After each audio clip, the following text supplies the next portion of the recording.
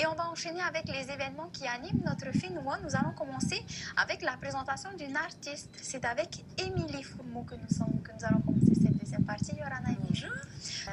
Donc tu aimes notre film et tu as décidé de le mettre en toile. Oui, en toile, en valeur, grâce à mes tableaux que j'expose donc au Manava Café à partir de ce lundi 13 juin, vernissage à 18h30. Tu as toujours été peintre. En fait, le dessin est venu à l'école, en fait, au collège. On avait une option art plastique. Et donc, c'est comme ça que j'ai commencé à faire de la peinture. Après, je me suis dirigée plutôt dans la photographie, mais donc je suis diplômée photographe, mais pendant mes études, j'ai continué à faire la peinture pour mon propre plaisir. Qu'est-ce que tu aimes peindre ici au film? Alors, ici, en fait, je me suis... Donc moi, ça va faire 9 ans que je suis sur Tahiti. Quand je suis arrivée, je ne faisais pas du tout ce que je fais actuellement. Donc j'ai essayé en fait de faire un mélange donc, de mon côté occidental, on va dire, avec le mélange exotique de Tahiti. Donc c'est-à-dire que je fais le fond abstrait et je rajoute des motifs locaux, donc de Tahiti, que je fais en relief. Donc en fait, les motifs sont en 2D. Ça comme ça. Ça demande peut-être une technicité particulière. Oui, en fait, je réalise une pâte de papier mâché, en fait, donc je recycle le journal.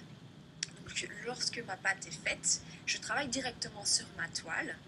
Et vu que cette pâte est égorgée de colle, ça sèche et ça devient bien dur. Donc, c'est assez minutieux parce qu'il y a des petits détails, dessins, tatouages et tout ça, ça demande pas mal de technique. Combien de temps pour une toile? Alors, de la conception de la toile jusqu'à en voir le résultat? Ouais, ça va varier en fait en fonction du format de la toile, forcément. Et en plus, chaque étape demande un temps de séchage, sauf la partie dessin, forcément. Donc, on va dire qu'un tableau prend minimum, si je me consacre à ça tout le temps, une semaine. Ah oui, parce qu'il y a plusieurs étapes. Voilà, il y a le dessin, il y a le fait de faire le relief. Le relief qui est très long, demande pas mal d'heures. Pourquoi c'est long? Parce que justement c'est assez technique, c'est assez minutieux, donc c'est faire tout le motif en fait en relief, c'est pas juste le dessin, c'est le faire vraiment en 2D quoi. Où est-ce que tu puisses ta source d'inspiration? Alors tu me parles de tatouage et forcément tu fais des tatouages ou tu t'inspires aussi de la vanille, tout à fait, cocotier? Voilà, je m'inspire de ce que je vois au visuel tous les jours, dans la vie de tous les jours, donc que ce soit au niveau des couleurs, donc couleur de la vanille, la fleur, le vert ou couleur lagon avec le turquoise. Et puis les motifs, oui, tatouage parce que j'aime beaucoup ça. Mais pas mal de feuillage, donc ça reste exotique, les fleurs, les petits margouillards. Tout ce qui représente un petit peu. Voilà ce qui représente bien la Polynésie. Tu es originaire d'où? Moi je suis belge. Et donc, peut-être que dans tes peintures, il y a peut-être aussi des particularités. En fait, le côté occidental que j'ai gardé, ça va être juste le fond en fait. Le fond qui reste abstrait. Donc on peut pas dire que c'est belge, pas du tout. C'est universel, hein, l'art abstrait. Mais voilà, c'est le côté belge, c'est le côté abstrait, le côté polynésien, ce seront les motifs en relief. Peut-être que tu fais des portraits également, ou tu te concentres simplement sur cette manière de faire. Oui, voilà. Les portraits, ça j'en ai fait il y a quelques années d'ici, lorsque j'étais en Belgique, mais je ne fais plus ce genre de... Peut-être que prochainement, on verra le fond abstrait et la touche polynésienne, un visage polynésien. Pourquoi pas, c'est une idée à envisager. Oui. Alors, est-ce que tu aimes dans ton travail, dans tes peintures, dans tes tableaux, est-ce que les couleurs sont chatoyantes, Oui.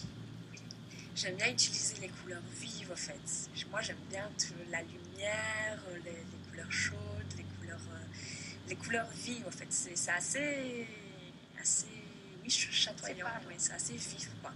C'est pas du tout triste. C'est assez vif, mais ça va aussi dans les couleurs tendance en ce moment. On parle de la Week Fashion Week. Et donc, il y a des couleurs aussi qui se rapprochent vraiment aux tendances donc donc art déco, je peux dire ça comme ça. Est-ce que c'est la première exposition que tu mènes? À Tahiti, non. Ça va être ma 4e exposition. Toujours sur la même manière de faire? Toujours sur les la même tableaux avec, thématique, des voilà, aînés. avec le relais. Sauf la première où je suis restée dans une dynamique un peu plus abstraite, justement. Mais au fur et à mesure des années, donc, je me suis valorisée dans cette démarche, donc j'ai continué. Sur cette lancée. Ouais, voilà. Est-ce qu'on peut se rapprocher de toi peut-être pour faire des ateliers, peut-être qu'avec les enfants ou avec des adultes qui aiment le dessin, mais qui n'arrivent pas à exploiter ce potentiel? Alors moi, je propose mes services dans les garderies, donc je fais des ateliers avec les enfants. Ils sont particulièrement réceptifs peut-être? Oui. Ah oui, ils adorent ça. Quand j'arrive à la garderie, ah Tati. Ils adorent. Ils me voient, tout de suite ils comprennent, on va faire la peinture. Et donc je fais par groupe, donc à chaque fois, ah, moi Tati, je veux. Donc garderie, sinon je propose aussi des formations. Mais là c'est avec quelqu'un qui s'occupe justement des formations bien précisément. Donc je m'occupe des adultes qui précisément font les arts plastiques dans leur garderie, elles aussi. Donc oui, Ça va leur servir de formation et donc pour pouvoir faire bien cette pouvoir faire des passation aux enfants. activités artistiques différentes de ce qu'elles font déjà avec les petits rouleaux de papier de toilette, enfin quelque chose de plus élaboré, on va dire. Alors, donc tu nous dis que tu es allé à l'école, que maintenant, eh bien, tu partages ton savoir-faire avec qui veut, mais Oui, particulièrement avec les enfants. Finalement, est-ce que eh bien l'art, que ce soit la peinture, le dessin ou le travail du papier mâché, ça reste un moyen d'évasion et aussi pour eh bien, ceux qui vont voir le résultat, un moyen de faire passer des messages? Tout à fait, tout à fait. En fait, c'est vraiment le moyen pour moi de m'exprimer, de m'évader. On a des soucis quelconques, moi je me mets devant ma toile et je pense à rien d'autre. Voilà, On fait parler son imagination. Oui, voilà. Donc après, le message que je fais passer, c'est essentiellement la beauté de notre culture polynésienne en fait.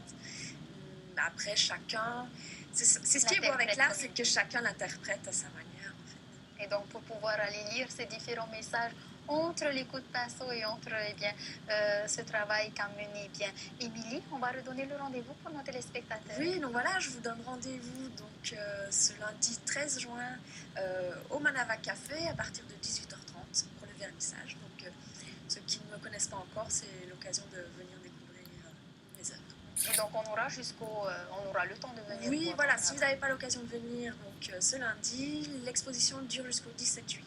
Donc on a le temps de venir voir, de venir découvrir l'artiste Émilie Fourmont. Merci d'avoir accepté notre invitation. Merci à vous. Et n'hésite pas à revenir sur notre plateau pour d'autres événements.